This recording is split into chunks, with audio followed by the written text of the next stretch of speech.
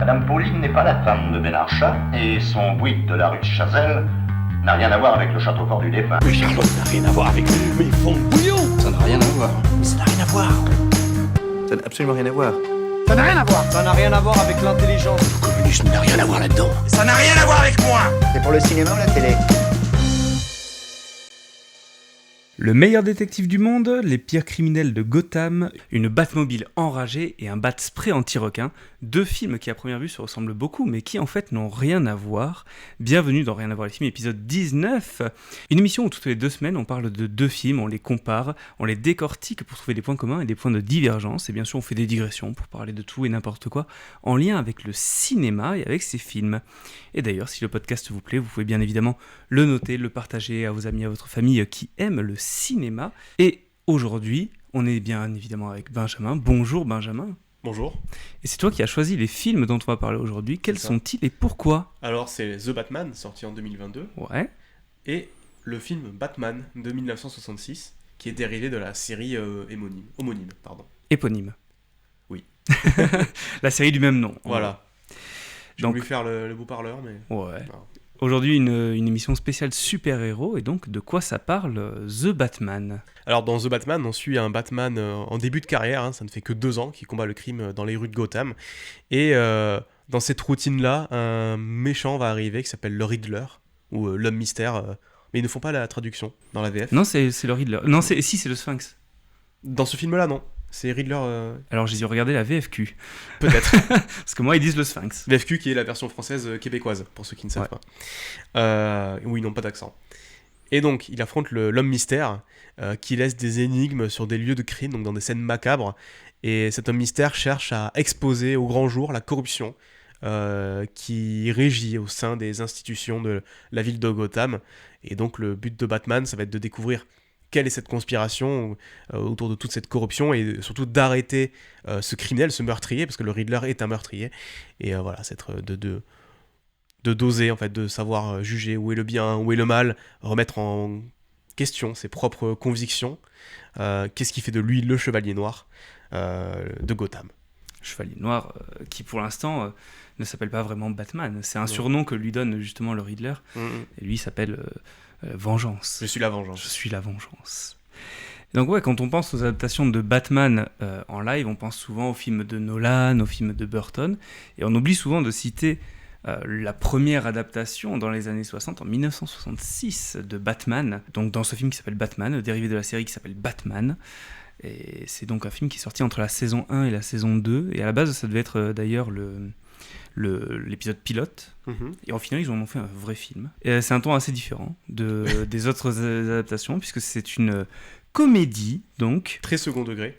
Alors donc pour résumer ce qui se passe, Batman et Robin sont appelés par la police de Gotham City pour retrouver un bateau qui a été volé. Ils montent donc à bord de la Batmobile et du Batcopter pour survoler le bateau, mais celui-ci disparaît sous leurs yeux. Batman descend avec sa bat-échelle pour comprendre ce qu'il se passe, mais il se fait attaquer par un requin.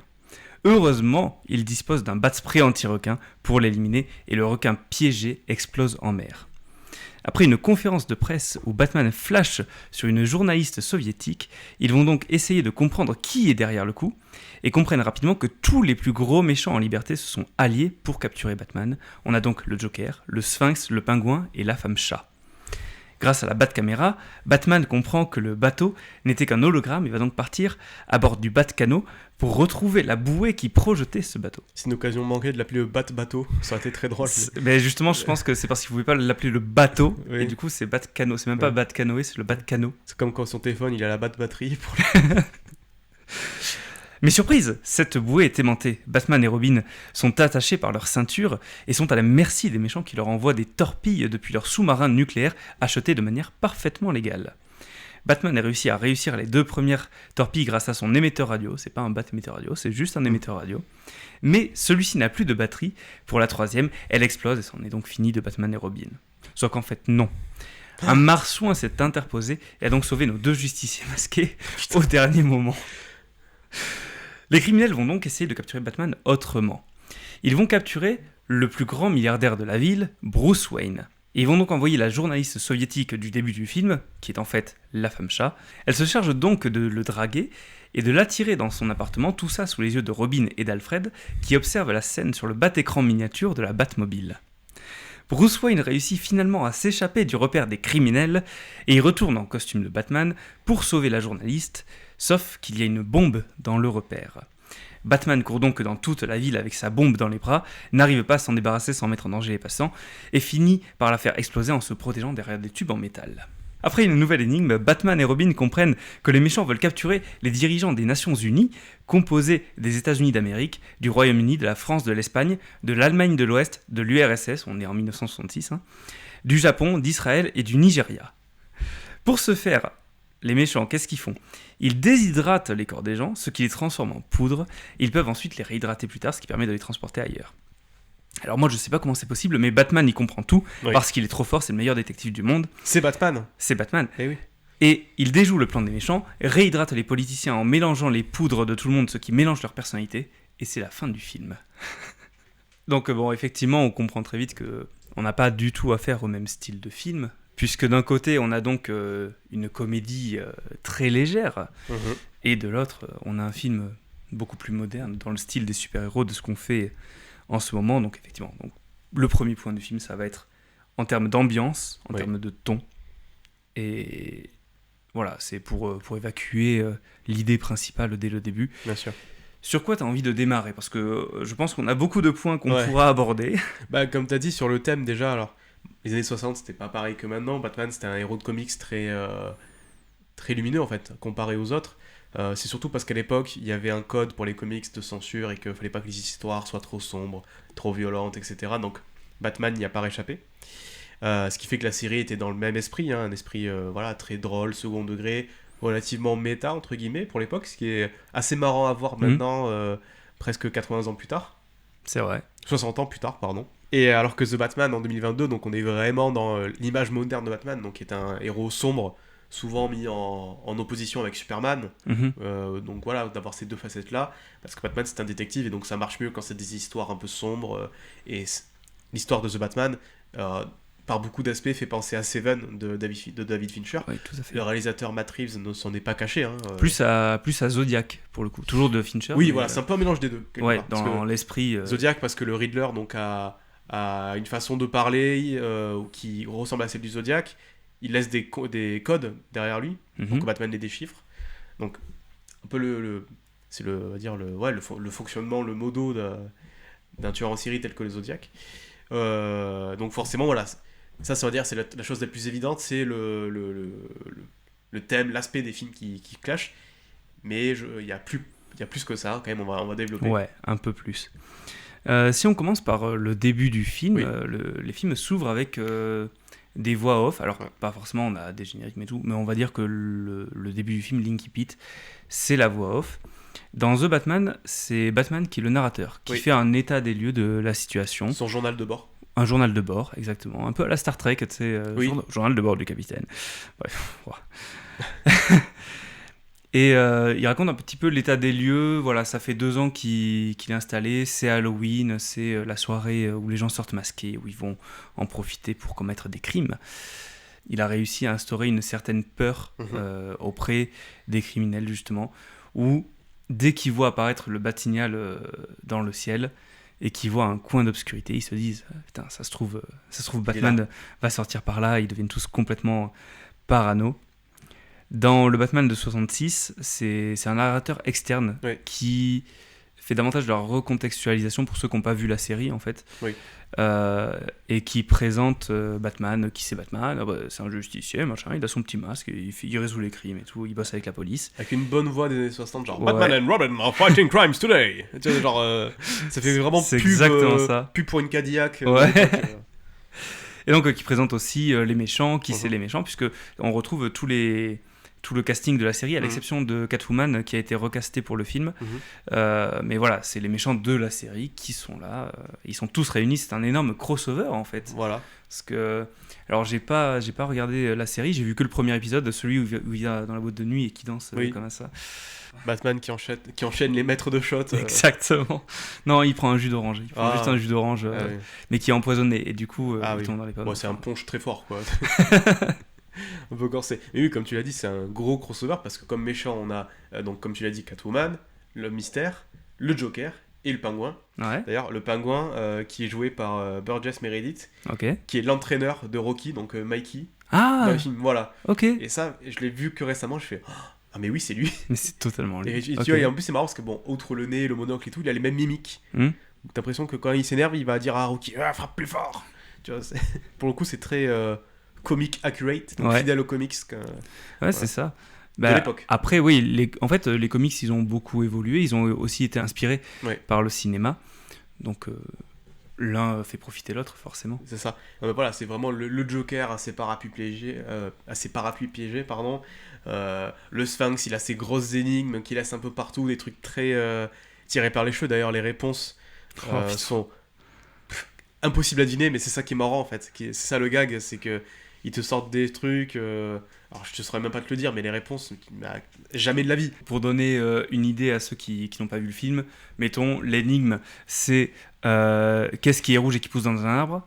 Et ils vont te dire, c'est une pomme. Oui, mais dans la pomme, il y a des vers. Et les vers, ça vit dans la terre. Oh, ils veulent conquérir la terre. Ouais, voilà, C'est ça. c'est le même délire. Vraiment, faut aller chercher à ce niveau-là. C'est... Ah voilà, il y en avait une, c'était qu'est-ce que fait un végétarien devant une bonne dinde bien rôtie? Il dit, avale goulûment. Il avale goulûment, voilà. Donc c'est des trucs qui n'ont aucun sens. Mais c'est ça qui est drôle, voilà. Après, c'est pas Batman qui trouve les réponses dans ce film. Non, C'est toujours Robin. Il est un peu nul, Batman. Batman, il se laisse porter. Il aligne, il signe l'échec. C'est ça. Voilà. Avec son super. C'est un gars qui me fait beaucoup rire, c'est quand il descend dans la Batcave le long d'un pylône, un peu comme les pompiers, Ouais. et qu'il a, en tombant, il a un levier qui est. Qui change automatiquement le costume. Voilà, qui met le costume automatiquement, et le raccord d'après, ils sont plus en civil, ils sont en costume. Voilà, c'est plein de petits gags comme ça où. Par exemple, t'as un appareil et en fait t'as le nom de l'appareil qui est écrit en gros sur le mur, Ouais. un peu comme un jeu vidéo quelque part, ou alors les méchants qui dans leur repère ils ont chacun leur petit casier Oui, avec leurs petits ça, accessoires. ça j'ai trouvé ça génial. Le repère des méchants d'ailleurs qui est toujours filmé sur le côté, donc avec un Dutch angle comme on appelle ça au cinéma, Exactement. pour montrer à quel point ils sont tordus. Justement, sur les cadrages, donc, au niveau du Batman de 1966, on a globalement une caméra très classique, presque banale en fait, C'est très série télé. qui filme ce qui se passe à l'écran. Globalement des plans larges pour les scènes d'action, des plans plus serrés pour les scènes de dialogue, des plans un peu braqués pour accentuer un petit peu la folie des personnages. Et c'est une réalisation effectivement de série télé. Et pourtant, pour ce film, ils sont passés en format 16:9, Oui. alors que la série était filmée en 4 tiers. Et d'ailleurs, Pour les formats télé de l'époque évidemment. Et d'ailleurs, ça se sent qu'il y a certains décors Oui. de la série qui sont faits pour du 4 tiers, et tu sens qu'il y a globalement des endroits qui sont un peu vides dans l'image, mais ça reste un détail. Pour le coup, dans The Batman, au niveau de la réalisation, on a des plans qui sont beaucoup plus réalistes, et c'était même une volonté de Matt Reeves, le réalisateur, d'avoir ce côté réaliste, de pas avoir de plans qui sortent complètement du réel, en Oui. fait. C'est genre s'il y a une balle qui est tirée, on va pas d'un seul coup avoir un plan qui suit la balle ou un truc comme ça. Je crois que c'est l'exemple qu'il avait donné. C'est très brut, mais c'est quand même très esthétique. Oui. Il joue beaucoup sur les flous, sur le bokeh. Moi, Ouais. je me souviens de ce moment où le Riddler, donc au tout début, quand il tue le maire avec l'outil là pour soulever la moquette, où en fait, en tapant, t'as l'objet qui part au bout de la pièce, Ouais. et en fait, la caméra se tient là où atterrit l'objet, Mhm. et du coup, il y a juste l'objet, donc Qui est net. l'outil à moquette qui est net, Ouais. tout le reste qui est dans un flou toujours magnifique. C'est un bokeh avec, par exemple, les faisceaux de lumière sont ovales. Mhm. Alors, ils ont dû utiliser une lentille particulière, je suis pas assez. Je crois qu'ils ont utilisé des vieux objectifs surtout. Ça m'étonnerait pas. Donc il y a ça, et ensuite, plus tard, quand Batman arrive avec le commissaire Gordon sur la scène de crime, il y a ce plan où Batman repère, lui, les indices plus vite que la police, donc il remarque qu'il y a une tache de sang, etc. Et il arrive là où l'objet, l'outil à moquette a atterri, et on voit ses grosses bottes, tout ça pareil, où il avance. En fait, la caméra est très proche du sol, je pense que tu pourras illustrer, Oui. quasiment au niveau du parquet, en fait, comme si le caméraman était dans le sol, et avec ce grand angle, ce flou, enfin, il y a plein de plans comme ça dans le film. Et du coup, en fait, tout le plan est flou, Ouais. sauf la zone où était l'objet qui depuis a été enlevé, et on Voilà. comprend qui sait que l'objet a été posé là grâce justement à la réalisation. Voilà. Et ça, c'est fort quand même. Voilà, il y a plein de répétitions comme ça, ou même pour les scènes d'action, pareil au début du film, quand il arrive pour tabasser les criminels au niveau de la station de métro là, qui sont en train d'agresser Mhm. quelqu'un. Donc il y a tout ce moment où il faut monter la tension parce que tu entends Batman arriver au fur et à mesure avec ses bruits de pas, etc. Et au moment où l'action part, c'est un plan large de l'autre côté du quai, Mhm. où tu vois Batman se faire encercler. Mhm. Et ensuite, une fois que la bagarre est partie, là ça commence, et pareil, c'est très peu de shaky cam, c'est des plans quasiment fixes et tout, enfin c'est très calme, mais je pense que c'est pour montrer aussi la maîtrise de Batman, même si dans ce film il prend quand même pas mal de coups. Il prend très cher. Ouais. Voilà, il prend des coups, mais il les rend bien, quoi. Et ça change justement de beaucoup de films de super-héros où on a tendance à avoir des combats qui sont surcotés, où c'est une action, un plan, une action, un plan. Ouais. Là, justement, c'est un film qui prend son temps, notamment la scène dans, je crois que c'est dans la boîte de nuit. Ouais, dans l'iceberg. Ouais, avec tout qui est dans le sombre et où les seuls moments où on voit un petit peu ce qui se passe, c'est quand il y a des coups de feu qui sont tirés. Ouais. Ça, c'est quand même plutôt très très classe. J'adore cette scène où il arrive à l'iceberg et tu vois que c'est un Batman un peu débutant, entre guillemets, parce qu'au lieu de s'infiltrer comme ça pourrait l'être dans des films, même dans les jeux vidéo Arkham, où il passerait par une conduite d'aération ou quoi, il arrive, il toque, le videur le laisse pas rentrer, il lui fout une droite. Et les videurs d'ailleurs, c'est des jumeaux, ouais. C'est marrant. C'est vraiment un truc à la con, mais le fait d'avoir deux jumeaux comme ça, criminels, qui ont l'air un peu cons, c'est... Je sais pas, c'est du comique un peu... pas subtil, je dirais, mais un peu en dessous. Ouais. Parce qu'il y a quelques blagues, mine de rien, dans le film. Alors c'est un film très... Mais du coup, c'est bienvenu, c'est des petites blagues comme ça. Surtout le fait que Batman, il est toujours dans des scènes de police où il n'a rien à faire. Et justement, le videur lui dit dégage, sinon si tu veux pas que cette tenue soit tachée de sang.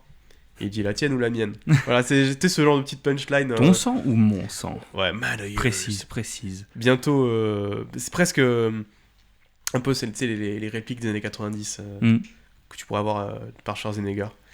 Bref, et ouais, comme tu as dit, toute cette scène clair-obscur où il y a le meilleur personnage du film qui arrive, le pingouin, joué par Colin Farrell. Ah, incroyable. Tout sous ce maquillage, ses prothèses et tout, il est franchement cool. C'est le premier pingouin qu'on a eu en live action depuis Danny DeVito. Non, il y en a un dans la série Gotham. Ah, dans les films, je parle. Donc au cinéma, oui. Au cinéma, depuis Danny DeVito, oui. Voilà, c'est lui. Et le hasard du calendrier fait que là, le jour où on enregistre cette émission, la semaine d'après, il y a la série sur le pingouin qui sort sur HBO Max. Et j'ai hâte de la voir. Ouais. Parce que clairement, le pingouin était un des meilleurs personnages du film. Et pour le peu qu'il apparaît, ça m'a vraiment donné envie d'en voir plus. Surtout que, vu la fin du film, on comprend qu'il va gagner on va dire, en importance dans la mafia de Gotham. D'ailleurs, les habitants de Gotham, c'est les Gothamites. Voilà, c'est très moche. Les Gothamites, c'est très moche. Et les habitants de Metropolis, c'est des je ne sais pas. Métropoliciens. J'ai aucune idée. Pour continuer un petit peu sur les personnages, tu disais qu'on avait beaucoup de méchants dans le Batman de 66. On retrouve exactement les mêmes, en fait, dans le The Batman. Alors avec le Joker, plus ou moins, il est globalement teasé à la fin, mais il a le mérite d'être présent dans le film, pas accrédité en tant que Joker, juste accrédité en tant que patient d'Arkham, on va dire. Mais on a l'homme mystère, donc le Riddler ou le Sphinx, peu importe, il a beaucoup de noms dans le film. On a Catwoman, évidemment, et on a le pingouin. Le pingouin qui, je trouve, n'est pas vraiment un méchant dans ce film.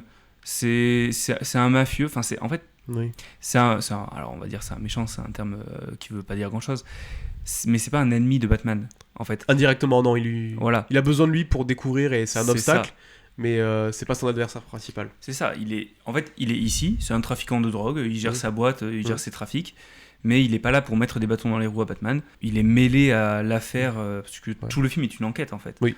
Et donc il est mêlé plus ou moins directement à cette enquête. Parce que c'est un des hommes de main de Falcon, qui est le plus gros mafieux de Gotham et qui est impliqué dans toute cette conspiration. J'adore la scène de course-poursuite entre lui et Batman. Ouais. C'est une des, entre guillemets, rares scènes d'action, en tout cas c'est la seule course-poursuite du film. Et j'adore la façon dont c'est filmé. Ça fait penser à la scène dans Prisoners, où le personnage de Jake Gyllenhaal, il ramène la petite fille blessée aux urgences et qu'il pleut, tu vois rien, le personnage il est à moitié en train de saigner. Là c'est un peu pareil, c'est-à-dire que c'est la nuit à Gotham, il y a la pluie, Batman il doit se faufiler entre les voitures, c'est pas facile. Et d'ailleurs la Batmobile, la scène où il la démarre dans le cinéma, c'était incroyable. C'est vrai. Et du coup toute cette course poursuite qui finit avec une explosion où il fait chavirer la Maserati du pingouin là. J'adore ce plan où la caméra est fixée sur la roue, ça dérape. La voiture s'arrête et tu vois la voiture du pingouin qui arrive d'en haut. Exactement. Pour faire des tonneaux. Et le timing est tellement parfait sur ce plan. Je sais pas combien de fois ils ont dû le faire, mais le timing est tellement parfait. Parce qu'il me semble qu'ils l'ont fait en vrai. Oui, ils l'ont totalement fait en vrai. Et le timing est juste magnifique et ça donne un plan qui est génial. De manière générale, d'ailleurs, au niveau des décors dans The Batman, on est plutôt bien servi. Oui. On a un style un peu gothique au niveau du manoir Wayne, mais assez, on va dire, moderne, mais moderne dans le mauvais sens du terme, pour la ville de Gotham qui est dégueulasse un peu, qui est globalement très inspirée de New York. Et il y a notamment une grosse utilisation du volume pour les scènes où ils sont sur le toit, où on voit toute la ville. Alors qu'est-ce que c'est le volume ? Le volume, mais qu'est-ce que c'est, bien sûr, Benjamin? C'est une technologie qui a été utilisée notamment dans la série Mandalorian. C'est Disney, enfin, je sais pas si c'est Disney qui a développé ça, mais c'est... Qui l'a démocratisé en tout cas. démocratisé, ou qui consiste à avoir un plateau avec un décor en panneau LED, du coup, qui change du fond vert, et qui est en 3D, et qui évolue en fonction des mouvements de la caméra, qui s'adapte plutôt bien, et ça donne un résultat qu'au début on trouvait très joli, et j'avoue que de plus en plus je trouve que ça fait un fond plat. Et même dans The Batman, quand je l'avais vu au cinéma, j'étais plutôt impressionné par la technologie, et aujourd'hui je trouve que c'est vraiment une technologie qui vieillit vite. C'est-à-dire que maintenant, je trouve que les volumes, maintenant, on les repère très très vite. T'as vraiment l'impression d'avoir le fond qui est plat. Oui, parce qu'en fait le décor est déjà incrusté. C'est ça, en fait, t'as les acteurs qui sont incrustés dans le décor, qui était logique avec le personnage du Mandalorien, puisqu'il a une armure qui reflète tout, donc avec un fond vert, ça aurait été horrible à tout effacer. Donc ça permet des scènes en voiture, par exemple. Mais je trouve qu'on perd énormément en profondeur. Ok. Parce qu'autant pour les Mandalorian, les premières saisons, ça allait, et plus les saisons vont, et plus ça se voit. D'ailleurs, ça se voit parce qu'ils l'ont pas utilisé pour Andor. Bizarrement, ça a une meilleure gueule. Ça se voit surtout que t'as des acteurs qui sont limités. Voilà. Alors, à la limite, quand ils sont sur un toit... Et que c'est juste le fond de la ville derrière, ça peut passer. Mais c'est vrai que quand ils sont juste dans un bar et que tu sens que le décor il est pas très loin, quoi. Ou dans un décor naturel, en fait, ça se voit trop qu'il y a un cercle. On dirait genre une arène dans un jeu vidéo. Tu rêves, tu fais ok, il y a un boss. C'est ça. C'est un peu ça. Mais par contre, dans The Batman, je n'ai pas eu ce sentiment, je trouve. Alors que j'en étais conscient, tu vois. Là, je l'ai revu en me disant, c'est vrai que les scènes sur le toit, ça a pas été fait en naturel ou en fond vert. Mais je sais pas. Alors, c'est peut-être parce qu'ils ont utilisé pas mal de langue focale, et du coup, la langue focale a tendance à écraser les perspectives. Alors c'est surtout que je pense que les lumières sont beaucoup mieux gérées. Ah oui. Que même si du coup le volume aide avec les lumières, je pense que sur le plateau c'était mieux géré que sur Mandalorian, ce qui donne moins cet effet, mais tout de même un peu. Le directeur photo de The Batman, qui est Greg Fraser, je crois que je le dis bien, qui est le directeur photo qui a bossé sur Rogue One, les 2 films Dune de Denis Villeneuve, et sur The Creator. Si on parlait maintenant un petit peu de Batman, pour revenir vraiment au sujet de l'émission, Batman, qui est donc le personnage principal dans les 2 films. Et ça, alors, le sujet aujourd'hui, c'est Batman et Batman 66, donc on va pas forcément trop parler des autres films, de Nolan, de Burton et de Schumacher, sinon ça prendrait un peu plus de temps. L'émission ferait 3h30. Mais ce qui m'avait un peu dérangé dans les autres films, même si ça reste des super films, à quelques exceptions, mais je fais bien de le préciser. Les films de Schumacher, mais c'est que Batman n'est jamais réellement le personnage principal de ces films. C'est souvent les méchants. C'est souvent les méchants qui sont plus intéressants que lui et qu'on va plus avoir tendance à suivre, même si ils apparaissent pas beaucoup. Batman, c'est un moteur de l'histoire et on s'intéresse vraiment aux méchants. Surtout chez Burton. Encore chez Nolan, ça se discute. Mais après, c'est parce que chez Nolan, c'est peut-être pas une histoire d'importance, mais c'est parce que, par exemple, tu prends le Joker de Heath Ledger, il vole la vedette en fait. Chez Nolan, je trouvais que c'était surtout Bruce Wayne qui était souvent le personnage principal, surtout dans Begins et dans Dark Knight Rises, où on a plus tendance à suivre ce qui se passe avec Bruce Wayne que Batman. Batman, il est là pour l'action. Mais dans The Batman, vraiment, on a Batman qui c'est lui qui fait tout. Il est là pour tout. Et les méchants deviennent des personnages principaux, enfin des personnages secondaires. On voit très peu Bruce Wayne en fait. Et c'est un des thèmes du film, c'est que Alfred lui reproche, lui dit tu faites que gambader la nuit, là, tabasser des criminels, mais vous pouvez faire plus en étant Bruce Wayne en fait. Vous avez de l'argent, vous avez de l'influence. Ça change vraiment du côté beau gosse, playboy des autres films. Là, on a vraiment. C'est un adolescent qui sort de sa chambre. C'est ça. Vous êtes pas mon père, Alfred, il lui dit en plus. Et surtout, autant je trouve que ce Batman, il a énormément de charisme, prestance à chaque fois qu'il apparaît, autant Bruce Wayne n'en a aucun. Ils se font dans le décor et Ouais, ils disparaissent, il est tout toujours, recroquevillé. Avec son maquillage qui coule encore. Ouais, voilà, c'est ça. Ça, c'est cool, en fait, qu'ils aient gardé le maquillage. Ouais. Parce que dans tous les films, l'acteur de Batman est maquillé parce que le contour du costume, il fait pas Ouais, tout à fait le vrai tour des yeux. Avec ses yeux, Voilà. forcément. Et que ce soit Michael Keaton ou Ben Affleck, dès qu'ils enlèvent le masque, whoop, il n'y a plus rien. Ah, ça Donc disparaît là, en même temps. Là, il a encore un peu comme un maquillage de guerre. Ouais, C'est très cool, ça fait un peu penser à The Crow, ouais. évidemment, dont on a parlé dans le podcast. N'hésitez pas à regarder l'épisode. Et donc, effectivement, il perd tout ce charisme. On a vraiment deux personnages qui sont très très différents. Et justement, c'est un point qui est souligné par le Riddler. Une fois qu'il a été démasqué, qu'il a plus son costume, il dit mais ce costume, ça me permet d'être le vrai moi. Et c'est quelque chose auquel on ressent que Batman s'identifie immédiatement. Et ça, c'est cool, je trouve que Robert Pattinson garde autant le masque. Alors, ça peut paraître quelque chose de logique, vu qu'il est en costume, il a toujours le masque. Ouais. Mais aujourd'hui, ça se fait pas maintenant, dans beaucoup. les films de super-héros, ils ont tendance à beaucoup enlever le masque. En plus, maintenant, vu que les masques, c'est en nanotechnologie, ça se fait... Ça s'enlève comme ça. Ouais. Ça me saoule un peu. Je veux dire, les personnages qui n'ont pas d'identité secrète, à la limite, je veux bien le comprendre, même si... souvent, quand t'as un masque, ça fait partie de l'identité du personnage. Mais qu'ils arrêtent pas de l'enlever toutes les 4 secondes, à chaque fois qu'il y a un dialogue ou quoi, ça m'a saoulé. En fait, les moments où il n'a pas le masque, c'est logique. Il n'enlève pas gratuitement juste pour une scène de dialogue pour qu'on le voit Bien sûr. en train d'étaler son talent de jeu. Non. Mais après, c'est cohérent aussi avec la carrière de Robert Pattinson qui, après avoir fait Twilight, s'est dirigé vers des rôles beaucoup plus de films d'auteur, en fait. Ouais. Tout comme Kristen Stewart, qui, pareil, c'est deux acteurs.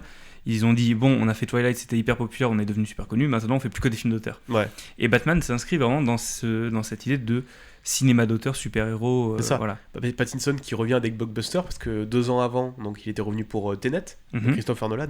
Et c'est vrai que Pattinson, quand ça a été annoncé que c'est lui qui allait incarner Batman, tout le monde a dit ouais, c'est n'importe quoi, c'est le mec de Twilight. Et en fait, tu pouvais faire facilement le tri entre les gens qui avaient suivi la carrière de Pattinson, C'est ça. donc qui avaient vu, je sais pas, Good Time, Le Roi, La gueule qu'il a dans Good Time, quand même. Ah ouais, incroyable. Et ceux qui ne l'avaient pas vu, alors évidemment, on peut pas demander à tout le monde de suivre de regarder des films indépendants et tout, c'est normal, tu vois. Non, mais si tu connais pas, tu fermes ta gueule. Ouais, voilà, je veux dire, tu te doutes qu'en 10 ans, c'est pas comme s'il avait fait Twilight et 2 ans plus tard Batman, et encore, il pourrait quand même le faire. Mais je veux dire, pendant 10 ans, tu l'as pas vu, là tu vas dire, oh, c'est le mec de Twilight il y a 10 ans, mais on s'en fout, enfin, tu te doutes qu'il a fait des rôles entre temps quand même, Pattinson. Donc, je trouve que c'était une critique un peu injuste. Oui, mais chaque acteur qui est casté à chaque fois, c'est comme les gens qui ont chié sur Heath Ledger, ou qui ont chié sur l'intégralité d'ailleurs du casting des Dark Knight. À un moment donné, Ouais, c'est ça. attendez de voir le résultat à la fin, quoi. Pour en revenir au personnage de Batman, dans le film Batman de 1966, on n'a quand même pas du tout la même prestance à l'écran, pas du tout le même charisme. Du fait qu'on soit dans une comédie, certes, mais Batman, on a quand même l'impression que c'est un poteau dans la scène. C'est vraiment, il est là, Ouais. je suis Batman, bonjour. Voilà. C'est même ce qui est le plus frappant, c'est évidemment dans les scènes d'action, Oui. où tu vois qu'il y a 20 cm entre le poing de Batman et le visage du Joker. Tu sens que il frappe vraiment dans le vide. C'est Avec assez les gros frappant. bruits de saxophone à la place des coups. Exactement. Et dans Très la drôle. scène finale sur le bateau, quand ils se battent, Oui. avec les pow, les bangs qui apparaissent à l'écran en mode très comics, c'est drôle. Et on voit bien les doublures aussi. Ça, c'est- Les doublures et les pantins, Et les mannequins. Ouais. Oh, c'est quand ils se incroyable. font projeter comme ça. Ah. Fantastique. Ça me fait penser comme dans le Fugitif. J'ai regardé le Fugitif avant-hier Ok. avec Harrison Ford. Il y a Ok. une scène très connue où il saute d'un barrage. Et t'as vraiment Harrison Ford qui saute, mais vraiment avec une position naturelle. Ça coupe et le plan d'après, c'est un mannequin tout droit comme ça qui Tout tombe. droit. Ouais, c'est très très drôle. Mais dans Batman, c'est pareil. Voilà, donc dans le Batman de 66, on a quand même beaucoup moins de violence. Non. On n'a pas de mort, on n'a pas de sang, on a très épuré, très gentillé quand même. Ouais. Il y a pas mal de sous-entendus de cul quand même. Est-ce que je peux visiter vos Bah, appartements, ah ouais, mais même- madame Madame Kitka, ouais, mais quand il se Madame parle, Kitka. quand il se parle au creux de l'oreille comme ça, les yeux fermés en se récitant des poèmes, et que t'as Batman qui fait je sens le climax arriver, avec Catwoman qui lui fait non, ralentis, pas tout de suite.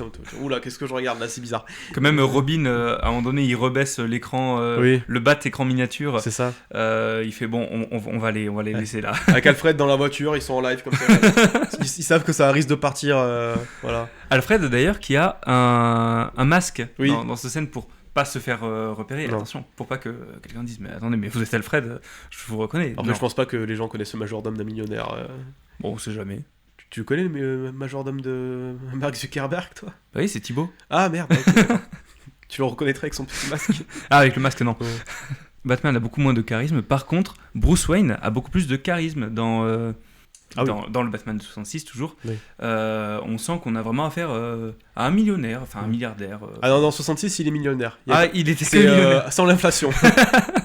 Et on sent que voilà, il a une certaine prestance, il parle avec ses actionnaires, et on sent surtout que en fait, c'est un Batman qui est beaucoup plus aguerri. Il a pris du galon, ça fait pas mal de temps qu'il est Batman, oui. Et on sent qu'il a réussi à trouver un équilibre entre sa vie de Batman et sa vie de Bruce Wayne, où il arrive à parler avec les actionnaires, tout ça, chose que n'arrive pas à faire le Bruce Wayne du film The Batman, qui lui, dès qu'il faut parler avec les actionnaires, je reste dans ma chambre. Je vais continuer Elden Ring. Et il a pas envie de continuer ce business familial. Non. Machin. Voilà, donc contrairement au Batman de 66. Énorme différence aussi entre ces deux Batman, c'est que dans le film de 66, Batman est un membre des forces de l'ordre. Ouais, presque. C'est pas presque. Parce que, alors, dans l'épisode 1 de la saison 1 de la série que j'ai regardé, et c'est ma seule référence de la série, il a vraiment le pouvoir d'arrêter les criminels. D'accord. Et de leur passer les menottes, parce que il fait partie de la justice. Et justement, dans le premier épisode de la saison 1, le Riddler lui colle un procès, parce qu'il dit que c'est une arrestation illégale, qu'il n'avait pas le droit, parce qu'en gros, il le prend en flagrant délit en train de braquer quelqu'un. Et en fait, non, il explique que c'était un briquet, et le gérant du magasin était dans le coup au tout. Et du coup, il se fait coller un procès. C'est vrai que ça, dans The Batman, ils en parlent pas. Ça doit être un enfer de paperasse, ce truc. En plus, quand il est tabasse par paquet de 8, là, j'imagine même pas. Et donc, effectivement, dans The Batman, on a un Batman qui a des relations un peu compliquées avec la police, notamment parce qu'il lutte contre la corruption dans cette police, qui n'a affaire globalement qu'à Jim Gordon. J'aime bien leur dynamique. Justement, il y a une scène où Batman se réveille parce qu'il a été sonné par une explosion, et il se réveille dans les locaux donc, du GCPD, de la police de Gotham, et ça commence un peu à chauffer avec tous les policiers, limite ça part en baston, et il va parler avec Gordon, et Gordon lui dit mettez-moi une droite, et courez, la sortie est au fond du couloir, qui lui fout une énorme droite, qui se barre, et que quand ils se recroisent après, Gordon lui dit vous auriez pu vous retenir quand même. Il a fait je me suis retenu. Donc si on revient sur les autres personnages du film, on a déjà parlé du pingouin, parlons un petit peu de Catwoman, la femme chat. Oui. Dans le film de 66. Catwoman, c'est un personnage qui est toujours un peu ambigu, qui est pas forcément méchante, qui est pas forcément gentille, et c'est cette ambiguïté qu'on retrouve beaucoup dans le The Batman. D'ailleurs, elle n'est pas nommée Catwoman du tout, c'est Selina Kyle, et elle cherche avant tout à protéger son amie à elle, à se protéger elle-même aussi au début du film, et elle finit par aider Batman pour ses intérêts, et ensuite parce que elle pense que sa cause est juste et elle a envie de l'aider à ce moment-là. Mais on a vraiment une vraie évolution du personnage, en tout cas de ce personnage-là. Parce que Catwoman, c'est une voleuse, contrairement à la plupart des méchants de Batman qui sont soit des mafieux, soit des psychopathes, enfin des tueurs purs et durs. Elle, c'est juste une tueuse, non, c'est justement, c'est une voleuse. Et en général, il y a toujours ce jeu du chat et la souris entre les Batman où ils se séduisent, ils se pourchassent et tout. Et la relation marche très bien entre les deux, je trouve. Ouais. Dans la scène de l'appartement où il apprend en flagrant délit elle n'est pas en train de cambrioler, elle est juste en train de récupérer le passeport de son ami en plus, où justement il y a une certaine alchimie entre les deux personnages qui se crée à ce moment-là. Via la bagarre. Voilà. Et on part sur une relation saine quand même. Super tuto.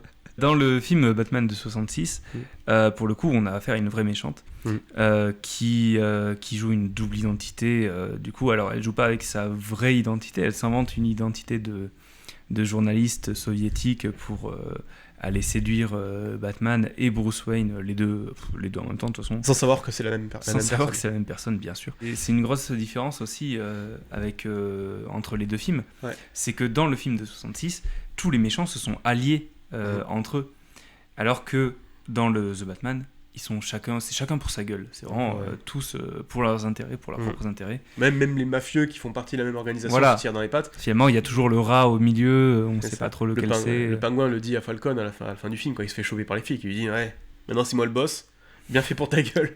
Voilà. Bah, bien sûr. Putain, ça me fait penser, il y a ce moment lunaire dans le film de 66. Alors là, pour le coup, même comédie second degré, je trouve que c'est quand même très bizarre, où Batman se rend compte que le Catwoman c'est la journaliste, et où il y a ce moment où Batman regarde un peu dans le vide, les yeux perdus, Et le plan est long. avec la musique d'opéra Oui. qu'ils écoutaient plutôt dans le film au restaurant. Je dis mais tu sais, on dirait que Batman il vient de se remettre toute sa vie en question. Tu dis oui bah ok, c'est la meuf que t'as voulu pécho 3 minutes Bah, ça avant, va, quoi. c'est pas. On c'est dirait pas que se rend grave. compte, tu sais, c'est genre oh mon dieu, c'est quelqu'un de ma famille, ou je sais pas, et surtout je pense qu'au-delà de le regard perdu, c'est surtout la musique avec, tu sais, totalement lunaire, c'est une espèce d'opéra en français. Ah mais la scène est extrêmement drôle. Ah ouais, c'est très, tu dis waouh. Ah, j'ai trouvé la scène géniale. D'un seul coup, il est le regard comme ça. Waouh. Il revoit toute sa vie défiler devant ses yeux. En mode putain, mais qu'est-ce que j'ai fait de ma vie. C'est ça. Oui, il dit à Robin, dis rien, on va se griller tout seul sinon. Et donc, on a le Joker. Mhm. Le Joker qui est donc uniquement teasé. On a son rire, machin, Ouais. ok. Et le Joker, par contre, dans le film de 66, interprété par César Romero, Oui. je trouve que c'est un méchant très banal. Oui. Extrêmement banal. Oui. Il fait partie de la bande, il est pas... Autant chacun a un rôle prédéfini. Catwoman, c'est celle qui va s'infiltrer quelque part. Le Sphinx, c'est le cerveau de Mhm. l'opération. Le Pingouin, c'est celui qui réunit les fonds et qui recrute les pirates. Les pirates. Les pirates qui font yo-ho. pirates qui font yo-ho. Et le Joker, bah, c'est juste, il est là, c'est lui Ouais. qui envoie les torpilles, mais il est pas... Surtout en plus, particulièrement marquant. vu que tous les personnages font des blagues, le Joker ne ressort pas particulièrement. il, Parce qu'à fait, la limite, tu pourrais dire, c'est le comic relief. il fait des blagues de clown, Oui, tu sais, voilà. avec le taser dans la main et tout, ouais. mais pas plus que ça. Une blague par jour rend le cœur moins lourd. Mais ouais, c'est pour ça qu'il ressort pas. Même s'il y a un truc qui ressort sur ce Joker, c'est la moustache. Ah, la moustache. Parce que pour l'histoire, donc l'acteur César Romero refusait de se raser la moustache pour Mhm. le rôle. Et du coup, ils ont juste mis le Maquillé. maquillage par-dessus. Voilà.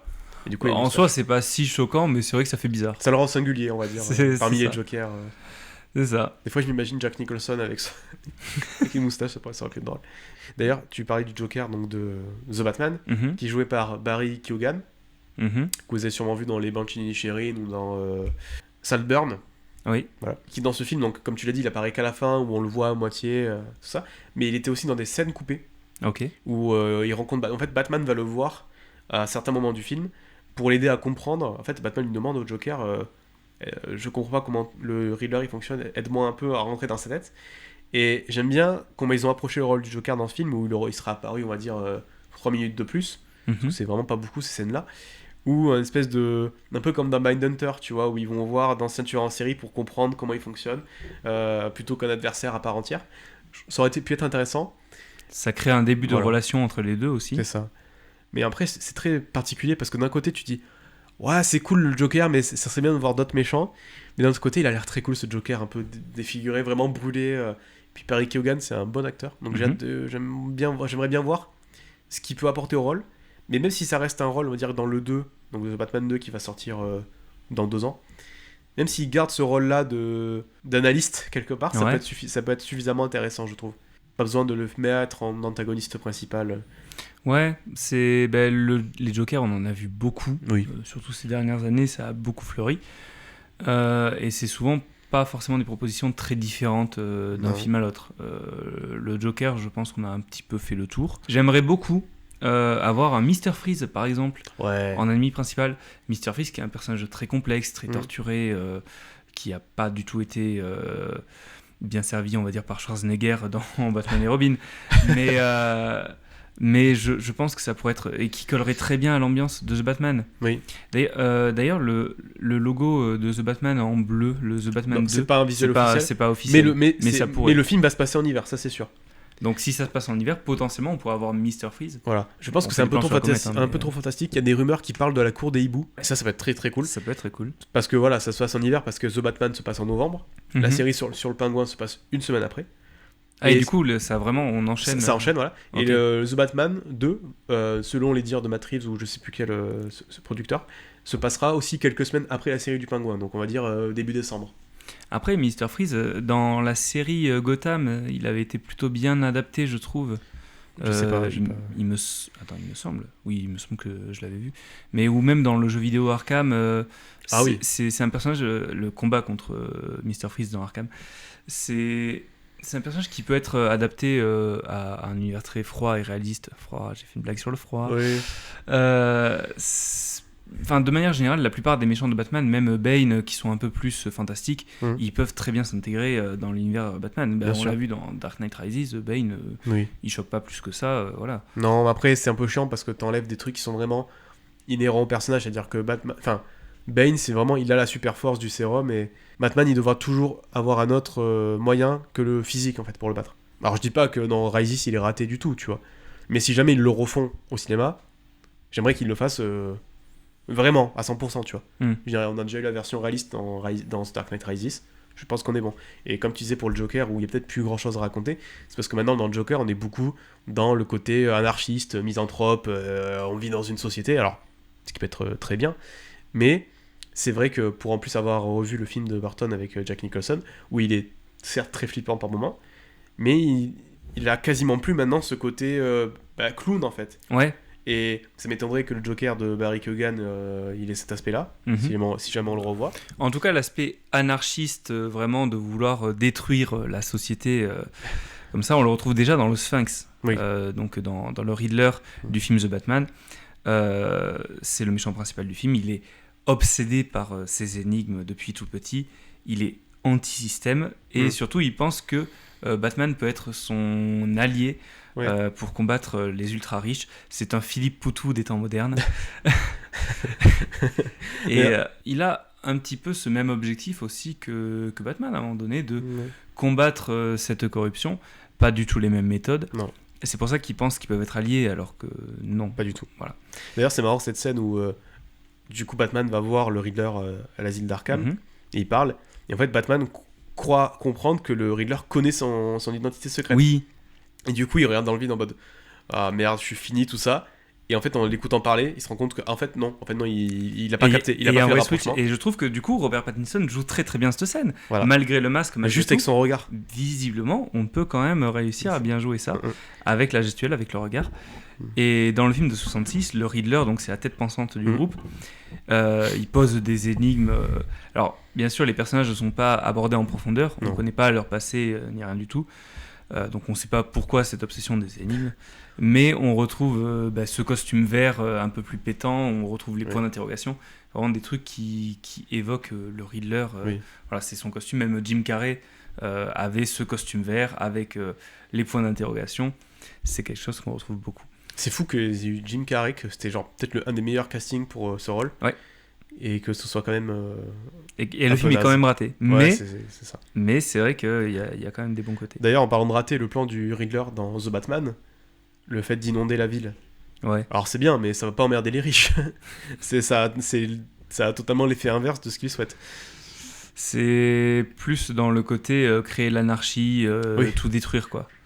C'est cette volonté de détruire la ville, en fait. On rase tout, c'est un ratage complet. Oui. Mais pas complet, je dirais quand même. Non, pas complet. Mais c'est après ça match aussi avec cette idée d'avoir un personnage qui est tellement à fond dans son obsession qu'il oublie de penser à des soucis techniques, on va dire. Il se soucie pas forcément de ça. Il est plus vision globale. On détruit tout le plus possible, quoi. J'aime bien si on peut revenir sur les gadgets, la lentille qu'a Batman.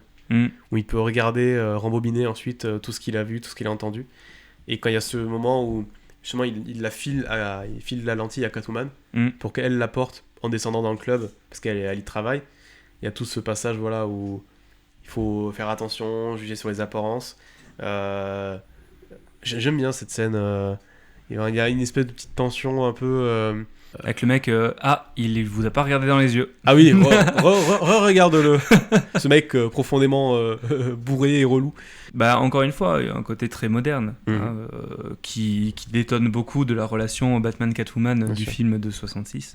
Très moderne, mais relativement réaliste, on va dire. Il n'a pas des gadgets ultra abusés non plus, quoi. Non. C'est que des trucs... son armure tangue bien les... C'était très moderne dans la façon de représenter Catwoman. Oui. Dans la façon de représenter une femme au milieu d'une boîte de nuit avec des gens riches et bourrés. Et surtout quand tu y travailles...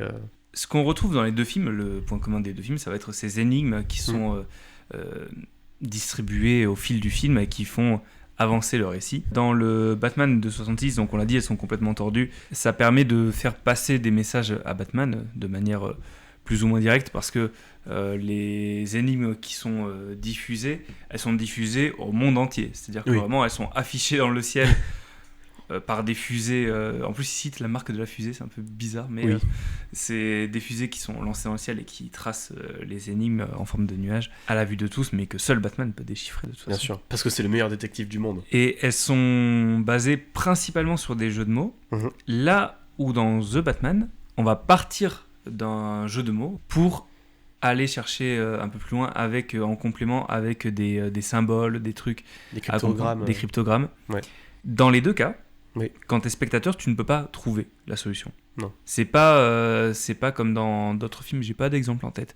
Mais dans d'autres films, tu sais, style les séries médicales, tu vois, les Dr House, où si tu t'y connais, tu peux trouver, tu peux comprendre avant les personnages. Si t'es un peu intelligent, tu peux comprendre avant les personnages. Après, peut-être qu'il y en a qui ont compris The Batman, par exemple, il y a un indice où l'indice dit You are, donc tu es. Ah oui, You are El Rata Alada. You are El Rata Alada. El Rata Alada. Rata Alada qui pourrait être traduit par le rat avec des ailes, donc chauve-souris, pingouin, on sait pas. Et du coup, il va interroger le pingouin avant de se rendre compte qu'en fait, non. You are, parce que c'est la Rata en espagnol. C'est la Rata. Parce que c'est pas elle, c'est la. Et c'est le pingouin d'ailleurs qui leur fait remarquer. Très très drôle. Et en fait, il dit You are El, mais en anglais. C'est URL donc, et en fait il dit c'est une adresse de site web qu'on pourrait comprendre. C'est une adresse de site web et là il fait ok, et là ça marche, il y a la solution. Donc tous les trucs avec les symboles, effectivement, on peut pas deviner. Et d'ailleurs c'est Alfred qui trouve les réponses. Batman ne les trouve toujours pas.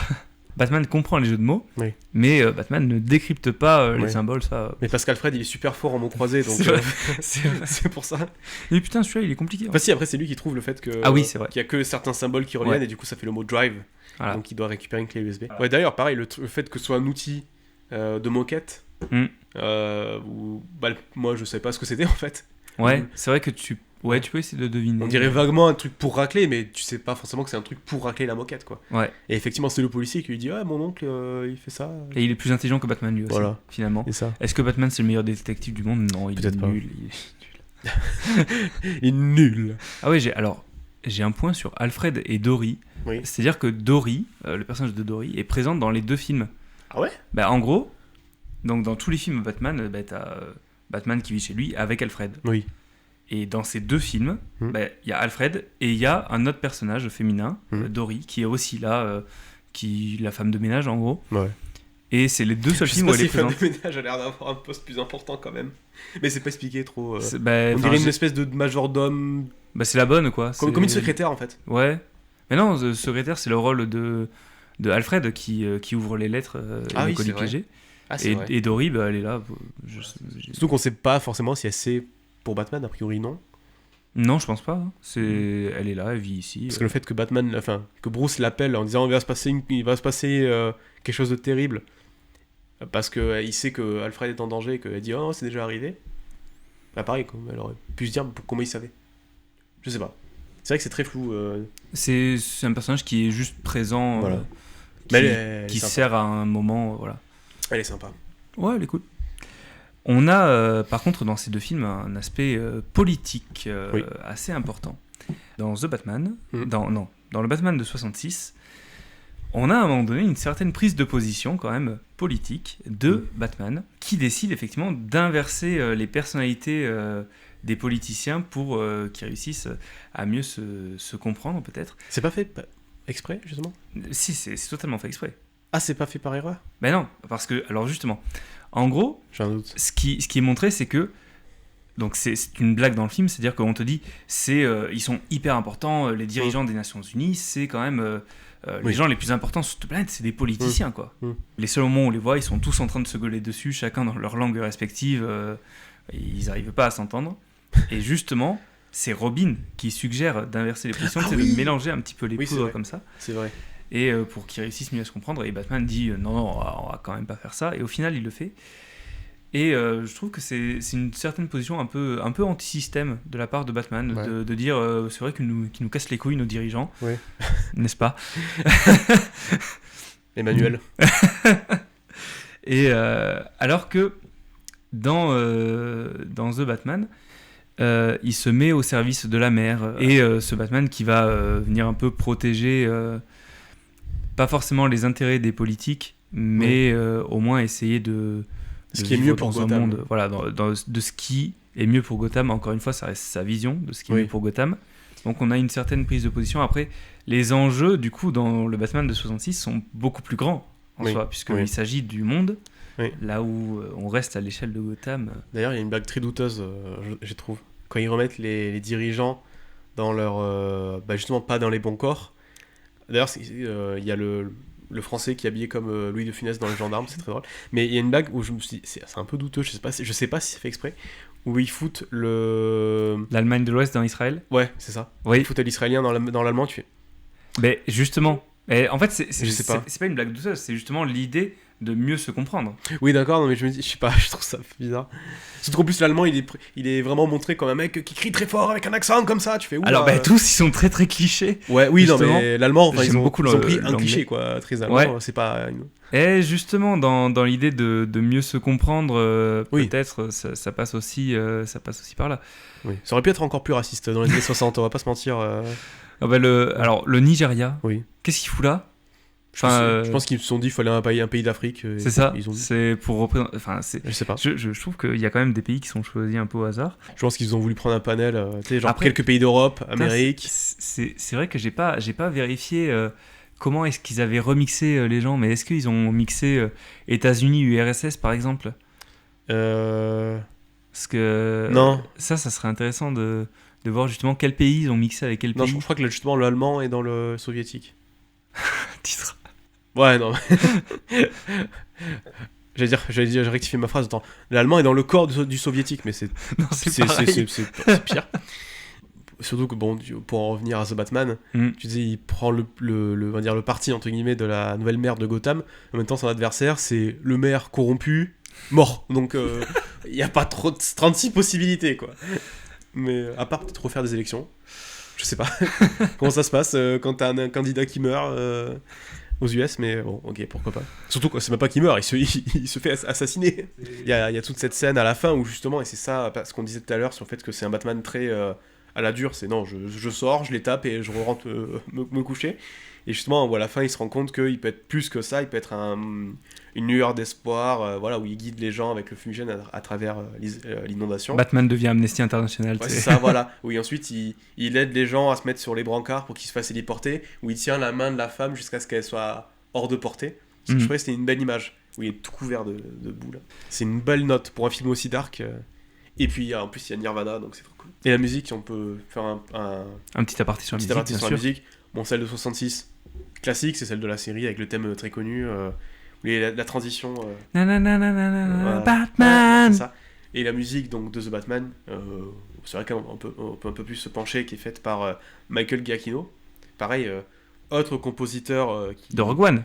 de Rogue One, exactement, qui prend encore plus de place sur Hollywood et qui est, je pense, un des futurs grands, on peut dire ça, parce qu'il Oui. a fait quand même quelques BO relativement bonnes. Mhm. Et le thème principal, il est incroyable, ce côté un peu horrifique, très pesant. Qui appuie encore plus le charisme de Batman, notamment dans la scène où il sort de la voiture. Ouais. Est-ce qu'on conclut maintenant ou t'as d'autres choses à rajouter? Non, je pense qu'on peut laisser les gens découvrir les films. Bon, surtout The Batman par eux-mêmes, parce que je pense qu'il n'y a pas beaucoup Je pense que The Batman, il y a beaucoup de gens qui l'ont vu. Ouais. J'encourage quand même à découvrir le film de 1966, qui est un plaisir coupable, qui est franchement très drôle quand on le regarde aujourd'hui, un petit peu troisième degré. Vraiment, j'ai vraiment ri troisième degré, c'est-à-dire que le film n'est pas drôle en lui-même, c'est vraiment... En fait, je sais pas à quel moment je suis censé vraiment rire. Oui. Est-ce que je ris plus pour me moquer du film que parce que le film me fait rire?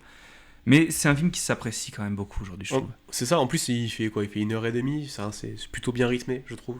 Ouais. Ça va. Donc pour conclure, on a deux films qui se ressemblent quand même beaucoup, puisqu'on retrouve le même casting de méchants.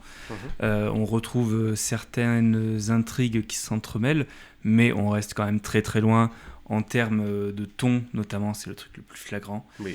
évidemment. Et Le traitement des personnages. en termes de traitement de personnages, on a des personnages qui évoluent beaucoup plus et qui sont beaucoup plus caractérisés. Évidemment, aussi en termes de durée, on n'y est pas du tout. Hein. The Batman fait quand même le double de la durée du Batman de 66. Et bien en tout cas, merci à tous d'avoir écouté ce 19e épisode de Rien à voir les films. J'espère que ça vous a plu et pour la prochaine fois, c'est à moi de choisir les films dont on va parler. On va parler à nouveau d'un film de Quentin Tarantino. Encore. Ah, bah écoute, Ça ramène des vues, donc c'est bien. c'est vrai. On va parler de Inglourious Basterds, qui est donc mon Tarantino préféré. Et on va reparler de super-héros, d'ailleurs. Encore de super-héros. Encore une super-héroïne des années 60, de 1968, Barbarella, avec Jane Fonda. Et on revient sur un format de films qui n'ont rien à voir à la base. Ça fait quand même plusieurs épisodes où c'est des films qui se ressemblent beaucoup. Oui. Et en attendant, si ce soir vous n'avez rien à voir, vous pouvez retrouver The Batman et Batman le film en VOD. Et bien évidemment, les deux films sont disponibles en Blu-ray et en DVD. Merci de nous avoir écoutés, de nous avoir regardés. Ciao, bye. Salut. Rendez-vous, bande de criminels. C'en est fini de l'union sacrée de la paix. Vous faites un seul geste et on vous pulvérise. À l'ascenseur, en vitesse.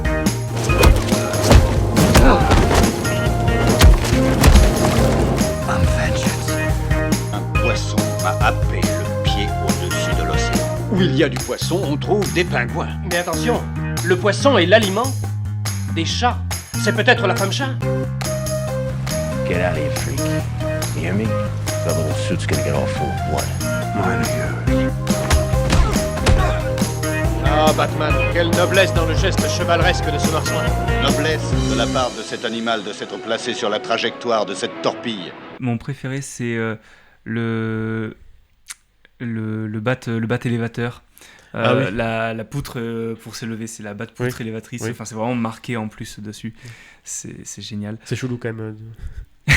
Le nom est tendancieux. Attends, j'ai noté le terme exact, je vais te le retrouver. C'est le bat poteau élévateur. Ah oui. Ouais. Bon, ce qui est pas mieux, Non. mais on a le bat gaz pour endormir le pingouin. Oui. On a le bat wake qui n'est pas traduit en français, c'est le anti-bat gaz, ils ont traduit en français, mais le bat wake pour réveiller du gaz qui endort. On a la bat moto, le bat radar, la bat radio. Le bat spray anti-requin. Le bat spray anti-requin qu'on a déjà cité, mais le bazooka. Ah oui, c'est Ils ont un bazooka. Oui. Et ils ont évidemment la batte centrifugeuse.